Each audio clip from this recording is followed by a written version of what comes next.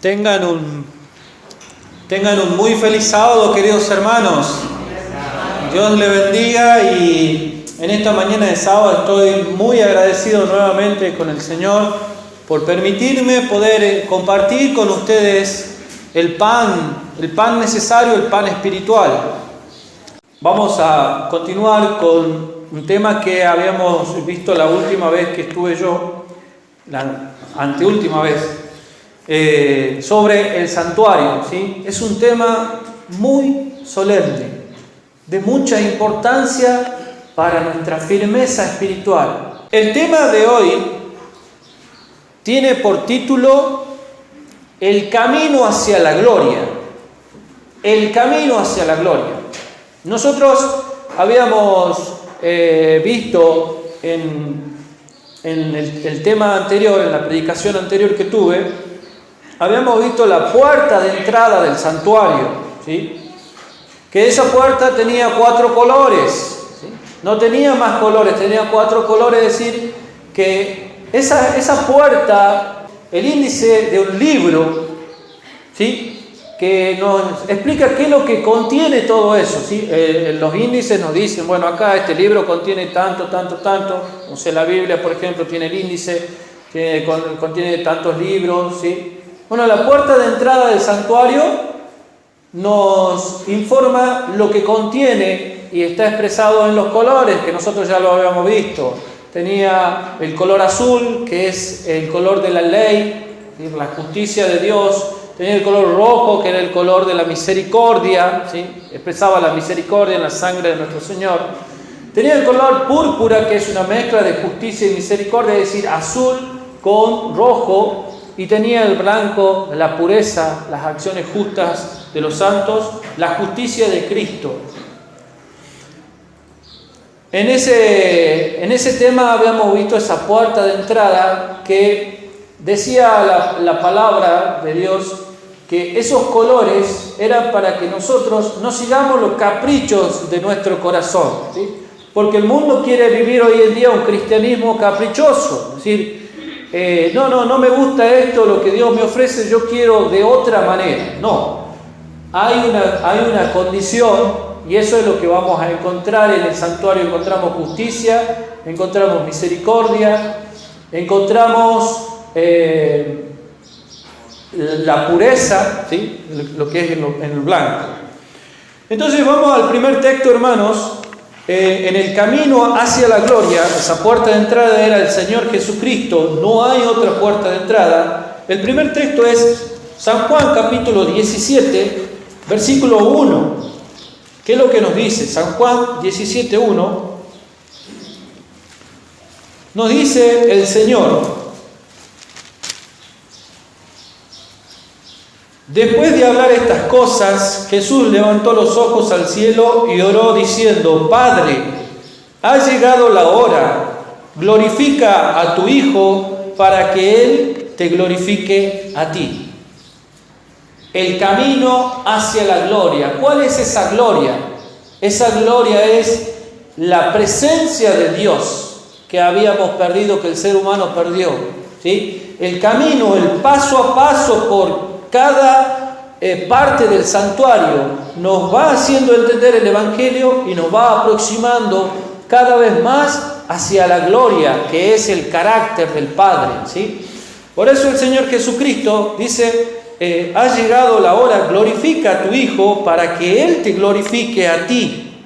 Luego, en el versículo 4 dice el Señor: yo te he glorificado en la tierra. Es decir, Señor Jesucristo había representado perfectamente el carácter del Padre. He acabado la obra que me encargaste. Y ese es el objetivo del estudio del santuario, que nosotros alcancemos ese nivel como el Señor Jesucristo, de glorificar en nuestra vida al Padre, ¿sí? El camino es Él, Cristo, no hay otro camino. Y así, siguiendo paso a paso cada ubicación, cada parte del santuario, nosotros vamos a comprender perfectamente el Evangelio. Eso es lo que nos da el estudio del santuario, los beneficios. comprender perfectamente el Evangelio, comprender el plan de salvación. También nos beneficia en el estudio del Apocalipsis, ¿sí? Todo lo que tiene que ver con el santuario nosotros vamos a encontrar luego, si ya lo han estudiado el Apocalipsis o cuando se lo estudie, encontramos todo lo que se ve en el santuario terrenal, que era una copia del santuario celestial.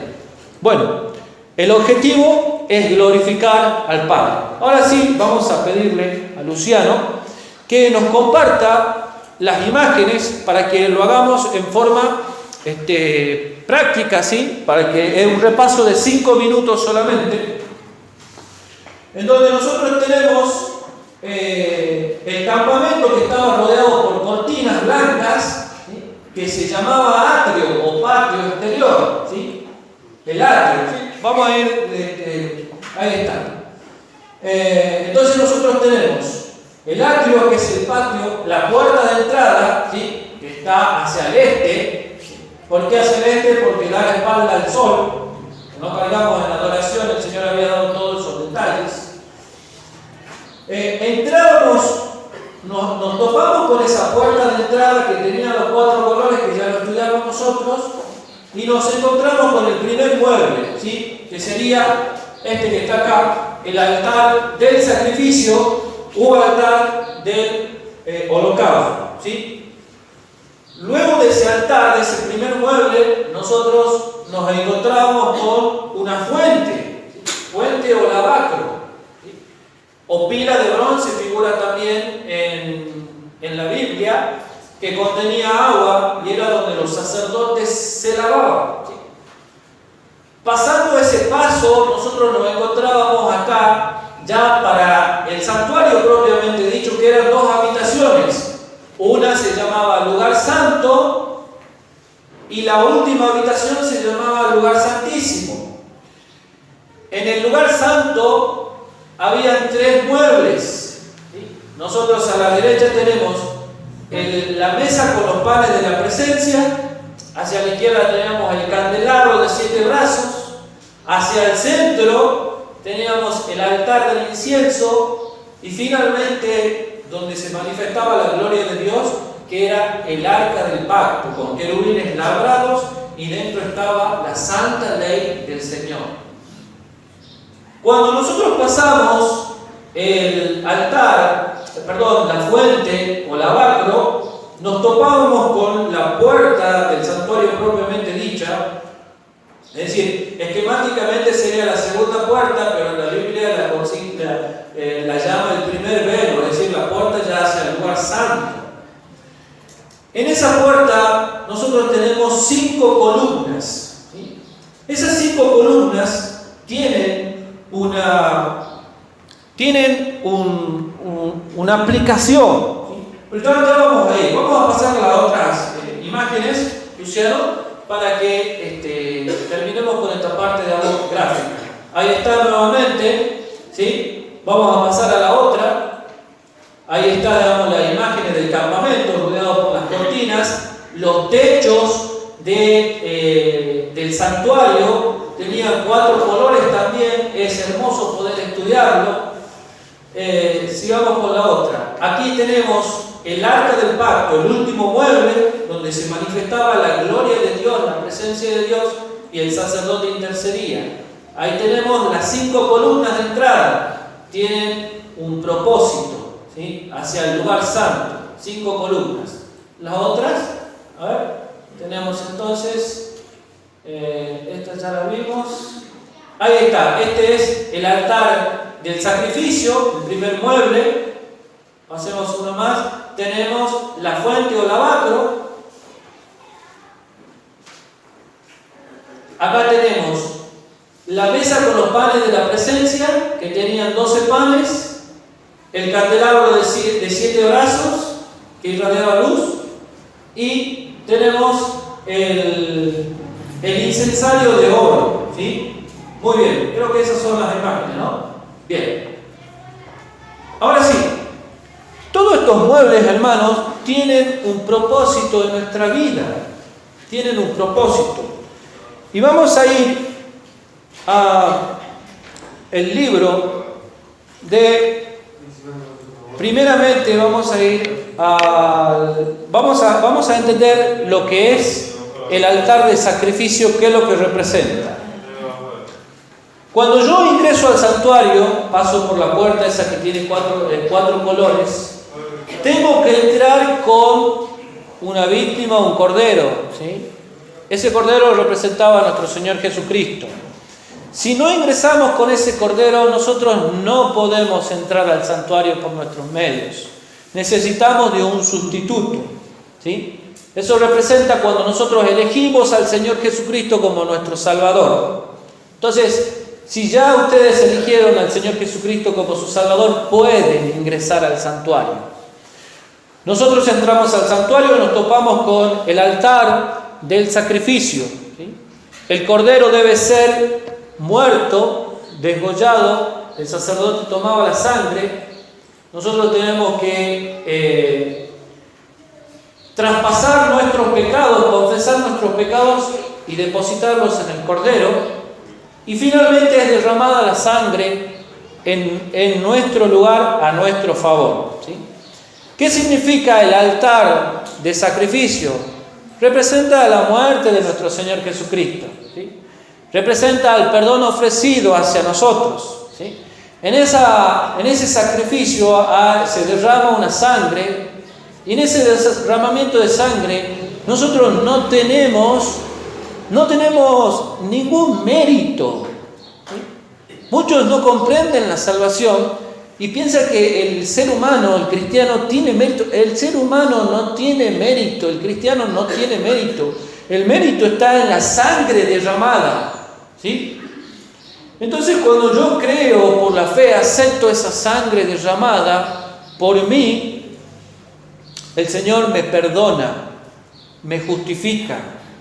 Ese altar representa, cuando yo soy perdonado, representa la muerte de Cristo, el perdón ofrecido en la sangre del Cordero.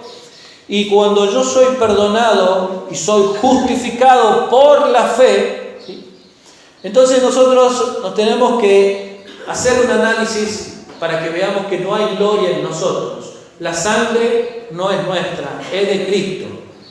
Entonces, cuando nosotros decimos, no, pero yo tengo fe, mérito mío, no. La fe es un fruto del Espíritu, Gálatas capítulo 5. No, pero yo me arrepiento. Si no me arrepiento, no puedo ir a Dios. Yo me he arrepentido, gloria mía. No, el arrepentimiento es un don, ¿sí? Cuando nosotros hablamos nos expresamos, decir, tenés que arrepentirte, me tengo que arrepentir. No, tenés que pedir arrepentimiento, que es distinto, ¿sí? Entonces, cuando yo le pido el arrepentimiento a Dios, el Señor me da el arrepentimiento y ahí me arrepiento verdaderamente, ¿sí? Pero si yo digo, no, yo me arrepiento, no. El Señor te va a dar arrepentimiento. Por eso en el libro de Hechos dice, dice, fue sacrificado, muerto, para dar arrepentimiento y perdón a Israel. Para darle, es un don. El amor de Dios, dice Romanos, nos guía hacia el arrepentimiento. La bondad de Dios, Romanos capítulo 2, nos guía hacia el arrepentimiento. No, pero yo me confieso, la gloria mía, me confieso. No, la confesión es un deber.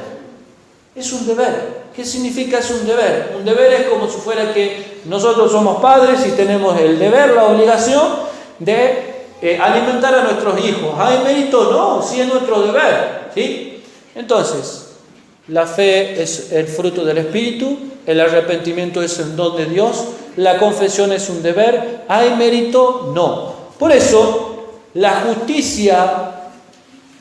justificación por la fe, dichas en palabras de la mensajera del Señor, dice, es la gloria de Dios que abate en el polvo la gloria del hombre y hace por lo que él no puede hacer por sí mismo, ¿sí?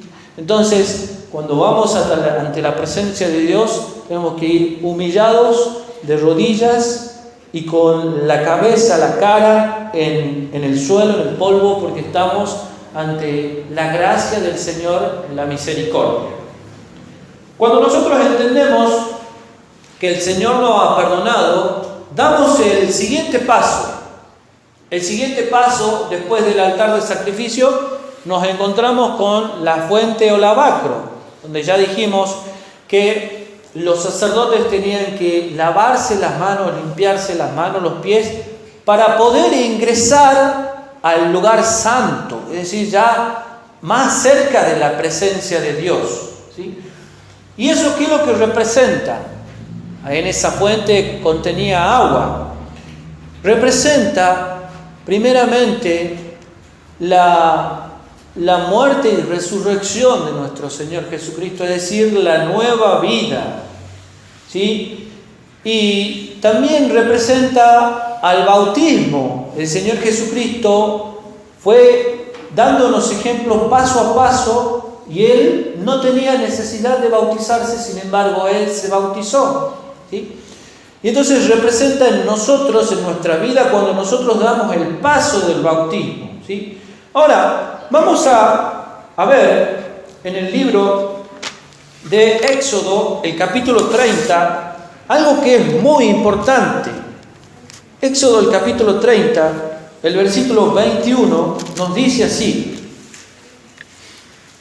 En este pasaje, digamos, el contexto está hablando de la pila de bronce, ¿sí? Dice en el versículo 21, Éxodo 30, 21, dice: se lavarán las manos y los pies para que no mueran. Lo tendrán por estatuto perpetuo él y sus descendientes en sus generaciones. Hermanos, si nosotros queremos ir y avanzar en la presencia de Dios, tenemos que pasar por las aguas del bautismo. Noten lo que dice: si el sacerdote llegaba a pasar al lugar santo ante la presencia de Dios sin haberse limpiado, lavado, purificado con el agua, iban a morir. Entonces, cuán importante es, hermanos, que nosotros, ¿sí? La mayoría, yo creo que entiendo, la mayoría hemos ya tomado el paso del bautismo, ¿sí? De bautizarse, de ser purificado en agua. El Señor Jesucristo le dijo a Nicodemo, dice en San Juan el capítulo 3, para que puedas ver el reino de Dios es necesario que nacer de nuevo. ¿Y cómo se nace de nuevo? Dice que se nace de agua y del Espíritu. Es decir, está haciendo referencia, digamos, a la parte del bautismo, cuando nosotros aceptamos. Por eso dice el Evangelio, dice Marcos 16, 16, el que creyere y fuere bautizado será salvo, pero el que no cree va a ser condenado. Por eso qué importante es, hermanos, que nosotros comprendamos y asentemos este conocimiento, y no tan solo, digamos, para nosotros, sino para todos nuestros familiares, para todos nuestros conocidos, hacerle y predicarle, hacerle entender que es importante el paso del bautismo, si no, no vamos a poder llegar hasta la gloria de Dios, ¿sí? El Señor Jesucristo le dijo a Nicodemo: pero ¿cómo tú, siendo maestro de Israel, no sabes estas cosas? El Señor estaba haciendo referencia a este paso del santuario, a la pila de bronce, al agua, a la purificación. Estamos habilitados ya, luego del paso del bautismo, estamos habilitados ya para entrar y vivir una vida en santidad. Y luego del paso del bautismo, de purificarnos en esa pila de bronce en forma imaginaria, nos topamos con 5 columnas. ¿Qué representan esas 5 columnas? En 1 de Timoteo, el capítulo 3, en el versículo 16, nos dice que esto es para que sepas, yo lo digo de memoria porque no, esto es para que sepas cómo conducirte en la iglesia del Dios vivo, ¿sí? Que es columna y baluarte de la verdad. ¿Sí? Entonces, cuando nosotros nos topamos con esas 5 columnas, estamos topando con 5 columnas de verdad. ¿Sí? Y la verdad, decía un hermano ya fallecido, uno de los grandes de allá de Tucumán, decía que la verdad es una mesa de 5 patas. ¿Por qué? Porque nosotros tenemos en la Biblia 5 puntos que son verdad. Tenemos que Dios es el Dios de verdad. Tenemos que el Espíritu Santo es el Espíritu de verdad. Tenemos al Señor Jesucristo que Él dice, yo soy el camino, la verdad y la vida. Tenemos la palabra de Dios que dice, santifícalos en tu verdad, tu palabra es verdad.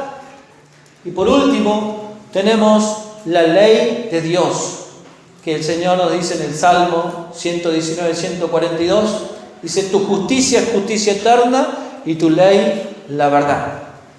Y el Señor ha confiado esa verdad a su pueblo, a su iglesia, dice, para que sepas cómo conducirte en la iglesia del Dios vivo, que es columna y baluarte de la verdad. Cada uno de ustedes, mis queridos hermanos, desde el niño hasta el adulto más grande, es una columna de verdad. ¿Sí? Cuando nosotros vemos la luz, no nos podemos retroceder. No podemos retroceder. Es difícil retroceder cuando hemos conocido la luz. Hemos conocido la luz del sábado, hemos conocido la luz de la ley, hemos conocido la verdad sobre el tema del bautismo, todas las verdades que nosotros hemos recibido. No, es difícil volverse para atrás. No, una persona que ha recibido la luz ha cambiado para siempre. Por eso es muy difícil perderse, es más difícil perderse que salvarse. Bien, entramos en el lugar santo y nos encontramos con los 3 muebles, ¿sí? Ya lo vimos. La mesa con los panes de la presencia, el candelabro de 7 brazos y el altar del incienso. La vida del Señor Jesucristo ha sido una vida simple. Ha sido una vida muy simple. ¿Cuál ha sido el secreto del éxito de nuestro Señor Jesucristo? Lo que nosotros vemos acá en el santuario, en estos 3 muebles y en 4 muebles que es el arca del pacto, pero ese no llegamos para verlo ahora. Y la vida de nuestro Señor Jesucristo estaba basada en esos 3 muebles, en lo que significaban esos 3 muebles. Entonces nosotros tenemos que cuando el Señor Jesucristo hizo una vida de meditación de la palabra, todos los días el Señor meditaba y recibía la palabra de Dios y se fortalecía. Luego el Señor hizo una vida de oración. El Señor Jesucristo se levantaba de madrugada y oraba incansablemente. Y luego el Señor Jesucristo predicaba la palabra que recibía. Estudio de la palabra, oración, predicación. En eso consistió la vida de nuestro Señor. Es algo simple, no es algo que nosotros no estemos preparados para hacer o no podamos hacer. En eso, en esos 3 puntos, el Señor fue toda la vida del Señor. Una vida simple, no es algo que sea, digamos, extraordinario. Es decir, no se lo puede hacer, no. Entonces nosotros vamos a entender ahora por qué es tan necesario que nosotros afiancemos nuestra fe, la profesión de fe, dice el apóstol Pablo, en esos 3 muebles. Y vamos a ver, en la mesa con los panes de la presencia se ponían 12 panes. ¿Sí? ¿Por qué 12 panes? Porque 12 eran las tribus del pueblo de Dios. ¿Qué quiere decir? Que el Señor tiene el pan para cada uno de las tribus. Tiene el pan necesario para cada uno de nosotros. Y así, ya sea por medio del predicador, ya sea por medio del maestro de escuela sabática, ya sea del hermano, el Señor siempre nos envía una porción del pan que nosotros necesitamos. Vamos a ir al libro de Juan, en el capítulo 6. San Juan, el capítulo 6. El Señor Jesucristo nos interpreta qué es lo que significaba ese pan. San Juan, el capítulo 6, el versículo 35, dice así: yo soy el pan de vida. Perdón, leí el versículo 48, que también es el versículo 35, dice: entonces Jesús declaró: yo soy el pan de vida. El que viene a mí nunca tendrá hambre. El que cree en mí no tendrá sed jamás. ¿Qué representaban esos 12 panes? Representaban a nuestro Señor Jesucristo. Versículo 38, nuevamente: yo soy el pan de vida. Versículo 51: yo soy el pan vivo que descendió del cielo. El que come de este pan vivirá para siempre. El pan que daré por la vida del mundo es mi carne, decía el Señor Jesucristo. Él es el pan, es ese pan que está en esa mesa del santuario, representa a Él, ¿sí? Él es el pan vivo, representa a la palabra de Dios. Lo que nosotros necesitamos todos los días para estar firmes. Hermanos, estamos ante la puerta de la eternidad. Estamos ante la puerta de la eternidad. Y no podemos desaprovechar, hermano, cada culto que se hace. No podemos desaprovechar. Cuando no lo tengamos, vamos a llorar y nos vamos a lamentar. Ay, cómo si tenía para ir el sábado a la mañana a adorar, a escuchar la escuela sabática, tenía para ir a la tarde, tenía para hacer actividad misionera, tenía para ir, no sé si hacen el culto en la semana, ¿también? El culto de la semana, el día miércoles, tenía para ir y escuchar más de la palabra de Dios. Estoy ante la puerta de la eternidad, la salvación. ¿Cómo voy a desperdiciar? En ese pan, 12 panes, eran renovados cada 7 días. Algunos estudiosos le aplican a que representa al estudio de la palabra de Dios en la escuela sabática. Nosotros semanalmente tenemos distintos temas cada semana, ¿sí? El pan era cambiado cada 7 días y nosotros tenemos cada 7 días un estudio nuevo de la palabra de Dios. Entonces, ¿cómo vamos a desaprovechar, hermanos, cada culto que se hace, ¿sí? No podemos nosotros, por ahí hay en algunas iglesias que están teniendo la costumbre, los hermanos, obviamente que nosotros no podemos caer en prejuicio contra el hermano. Lo importante es el sermón. El sermón, me voy a la casa. ¿Y la escuela sabática? No, cada punto es importante para nosotros, para nuestro crecimiento, para nuestros niños, la escuelita sabática de los niños. La nutrición que nosotros tenemos que tener está representado ahí en el santuario. ¿Y a quién representan? Al Señor Jesucristo. Y yo quiero estar con el Señor Jesucristo, yo quiero estar con el Señor Jesucristo, quiero recibir, por eso me tengo que desesperar por venir cada sábado a la iglesia o cada reunión que nos ofrece nuestro Señor.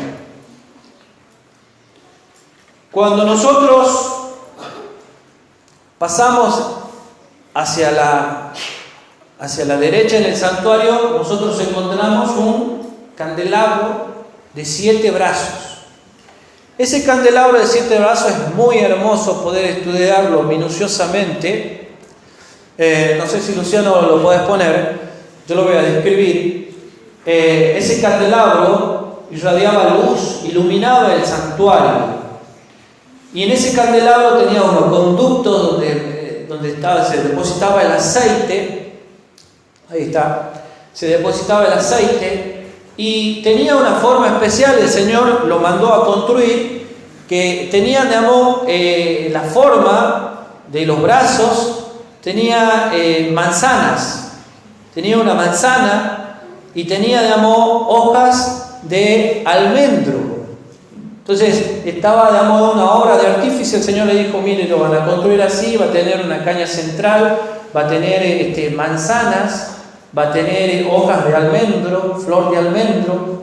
Entonces el Señor tenía un mensaje en esa forma. No lo hizo por decir, ay, mira cómo lo hago de lindo, cómo lo hacen los artífices. No, tenía un mensaje, ¿sí? ¿Qué significaba?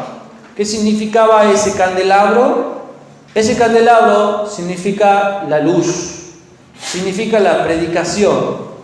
Y nuestro Señor Jesucristo nos dijo, Juan capítulo 8, versículo 12, nos dijo, yo soy la luz del mundo.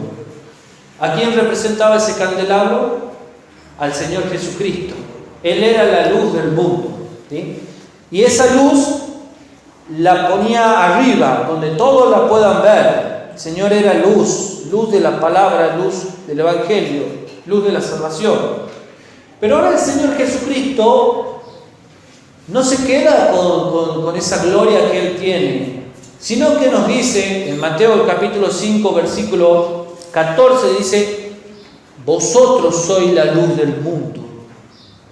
El Señor Jesucristo dice, yo soy la luz del mundo. Y el Señor le dice, vosotros sois la luz del mundo. ¿Sí?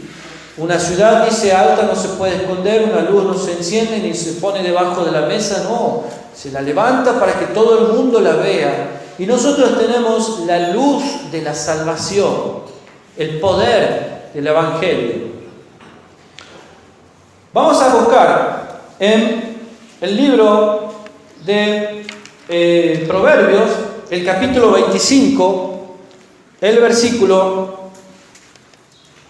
Proverbios 25:11, nos explica qué significa esa manzana que el Señor había puesto en ese candelabro, que representa la predicación del Evangelio.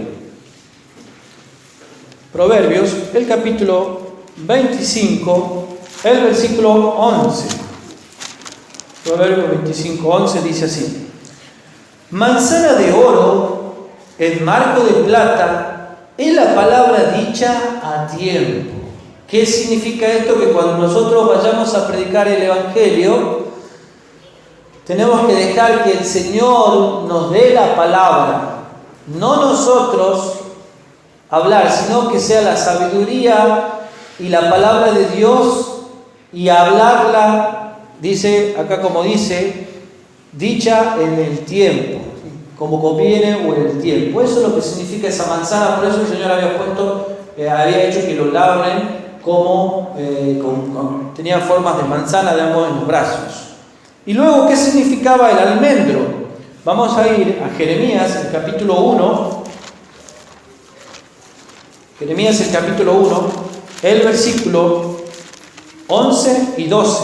Dice así: y el Señor me preguntó, ¿qué ves, Jeremías? Respondí, veo una rama de almendro.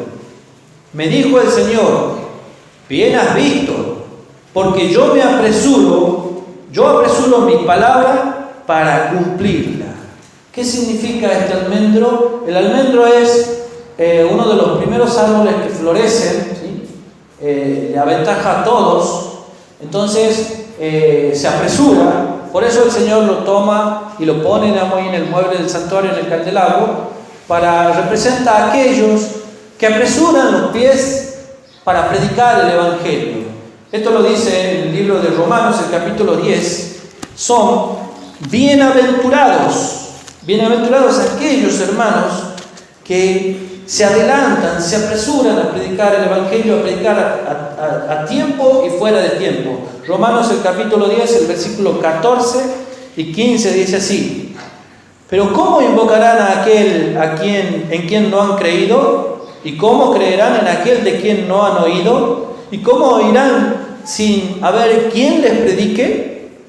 Hace un interrogante el apóstol Pablo. Y sigue: ¿y cómo predicarán si no son enviados? Y entonces cita Isaías 52:7, donde dice: pues escrito está, cuán hermosos son los pies de los que anuncian las buenas noticias. El Evangelio son buenas noticias. Tenemos que dejar de predicar un Evangelio de carga, un Evangelio de pesadumbre, de amargura. No, el Evangelio es poder de Dios, es potencia. ¿sí? Entonces, cuando nosotros hablamos del candelabro de 7 brazos, estamos hablando de la predicación del Evangelio, estamos hablando de la luz del Señor Jesucristo y de que nosotros tenemos que ser luz. Finalmente, hermanos, el mueble que se encontraba en el centro, entre el último velo del santuario, era el altar del incienso, ¿sí? Que venían los sacerdotes con esas hierbas de incienso aromático y tenía carbones encendidos, entonces depositaban incienso y subía el humo grato olor al Señor, Él le había mandado, ¿sí? ¿Qué significaba ese altar de incienso? Significaba la vida de oración de nuestro Señor Jesucristo, ¿sí? Orar permanentemente. Ustedes saben, hermanos, que el objetivo de nosotros es que aprendamos, nos disciplinemos a depender totalmente cada problema que nos encontremos, a confiar en nuestro Dios. Te cuento algo muy cortito. Se me había roto una máquina y tenía otra máquina vieja y necesitaba sacarle una pieza y no tenía las herramientas necesarias para sacarle. Y además no tenía que yo tener trabajo para sacarle porque estaba, digamos, a presión, una máquina que no estaba utilizando. Y entonces estaba ahí con el martillo, estaba destrozándolo ahí, digamos, a esa máquina, y no salía. Bueno, voy a orar. Padre, Señor, te ruego que me ayudes para que pueda sacar esta pieza. Como si fuera arte de magia, pero nosotros sabemos que no es arte de magia. He agarrado la pinza y ha salido con tanta facilidad. Pucha, digo yo, si tan solo utilizáramos la oración en cada problema, en cada momento que nosotros enfrentemos, sería todo totalmente distinto, ¿no? Y esa es la vida de fe. Y el Señor Jesucristo llevó esa vida de oración. Oró por nosotros, oró por sus discípulos, oró por aquellos que iban a escuchar la palabra. Entonces, ¿qué significaba ese incienso? Vamos a ver lo que dice en el Salmo 141, versículo 2. Salmo 141, versículo 2. Nos dice el salmista David, dice: suba mi oración ante ti como el incienso, el alzar de mis manos como la ofrenda de la tarde. Es decir, el salmista estaba haciendo referencia al incienso, a ese humo que se elevaba, ¿sí? Y que era grato al Señor. Entonces, la oración, el incienso representa a las oraciones, como lo dice el libro de Apocalipsis. Vamos a ir al libro de Apocalipsis, el capítulo 8.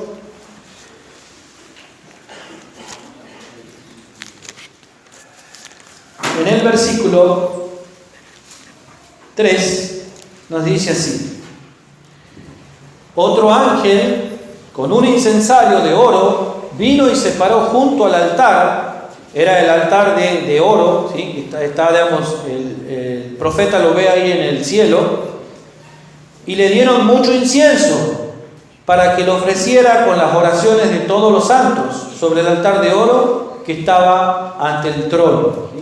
Este ángel tomó el incensario y tomó el incienso, lo ofreció, dice, ante el altar de oro que estaba ante el trono. Este ángel es nuestro Señor Jesucristo.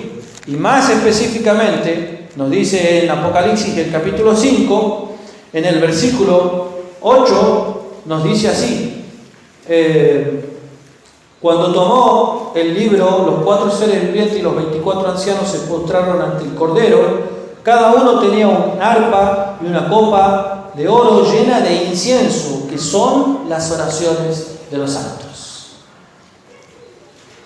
La vida de oración, la oración tan necesaria, hermanos, para nosotros, para nuestra fortaleza espiritual, para aquellos que no conocen el Evangelio, para nuestra familia, para nuestros hijos. para una esposa, para un esposo, para el padre, para la madre, para un primo, la vida de oración. Y en el Apocalipsis capítulo 8, que ya lo leímos en el versículo 3, que ya lo leímos, esa escena son las últimas escenas en donde el Señor Jesucristo hasta el último va a estar recibiendo las oraciones de los santos, hasta el último, ¿sí? Entonces, mis queridos hermanos, en esta mañana de sábado, el Señor ha transmitido un mensaje. Y mi padre decía, no se puede venir a la iglesia y volvernos de la misma manera. No, cada sermón tiene que haber conversión. Cada sermón tiene que haber una toma de decisión. Yo no puedo venir a la iglesia, escuchar un mensaje y volverme igual. No, hay que tomar una decisión, queridos hermanos.